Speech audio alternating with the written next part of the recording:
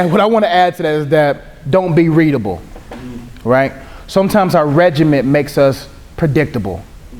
And we got to be like, instead of one-dimensional in our relationship, we have to be multidimensional, meaning able to adjust, able to maneuver. Most of the times, the enemy knows when changes occur, that you are more susceptible for temptation. Transitions is what makes you more susceptible to temptation.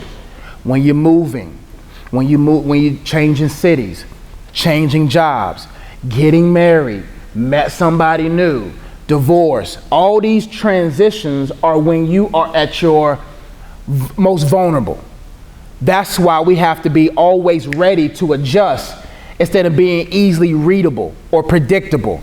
Some of us got such hard regiments that the only time you're available for God is for this block of time. It should be like you're open for service, you're open for God at any time. That's why I say, look at your life and find those moments where you could allow God in. How many minutes does it take you to get to work? How many minutes does it take you to get home from work? Could you take the road less traveled and go on Independence and be in traffic for extra 30 minutes? What could you do to maneuver your life where you can say, you know what? I'm not going to be so predictable. I'm just going to be open for God at any moment. You know for a fact, okay, I can get up 30 minutes earlier. I can go to bed 40 minutes earlier, so that God knows that there's no hard time where this is the only time God can come in, because when life hits you and all of a sudden your hours of work shift like this and that hour's gone, man, some of us have been messed up for weeks after that.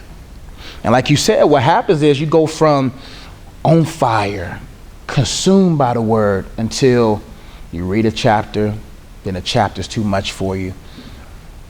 I dare you to read as long as you can, and that will determine how resilient you are. You know how it is when they say lift until you can't lift no more? That will determine how strong you are.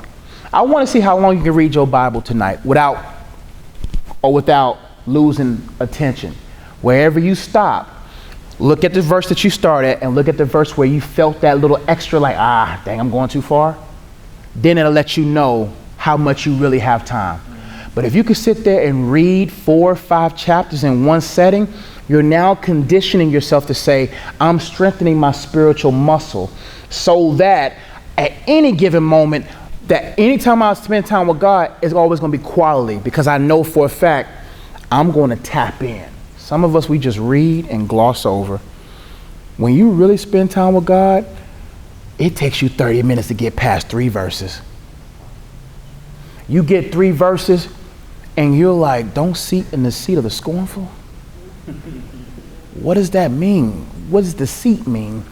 Why do you think I be getting 47 W's and 38 T's?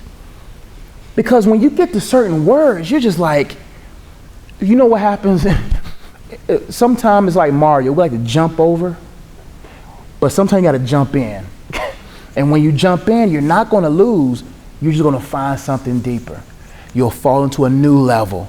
And all of a sudden, what was something that was instinctively meant for you to jump over was actually a trap door to take you deeper. When you read that verse, sit in it. Take it off the page. Type it, print it, write it, take it with you. Break it down, and you will begin to see just how valuable that word is. And then about time you look up, you spend 3 hours with God, got 2 book ideas, an album, 58 poems if you're Alicia, and all of a sudden you're just in a new dimension because you allow God to enter in. And that's what helps me when, like right now, because God's time is so sweet to me, I made the adjustments. Never allow your relationship with God to surround your life. Ensure that your life surrounds your relationship with God. That no matter when your life changes, you stop your life and say, no, life, you're going to surround this. Versus, okay, God, I think I can make time for you on Wednesday at 2:15, between 2:15 and 2:20. Susie won't be bothering me. She'll usually go to the bathroom at the time. I'll spend time with you then. You should be like, God, I'm available whenever. And next thing you know, you probably won't listen to nothing on the way home for weeks. Because that's when God, we all travel home from work. Why not make that 30 minutes of time you spend with God? When you do that, when you get home, that peace from your car will flood with you into your home. And the baby girl making noises, son making noises, your TV stays off. You wondering why home is so peaceful. Because you allowed God's peace to remove everything that took place in your day. So that when you went into your home, you didn't take that into your home. You actually allowed the peace of God to flow with you. Hope to help.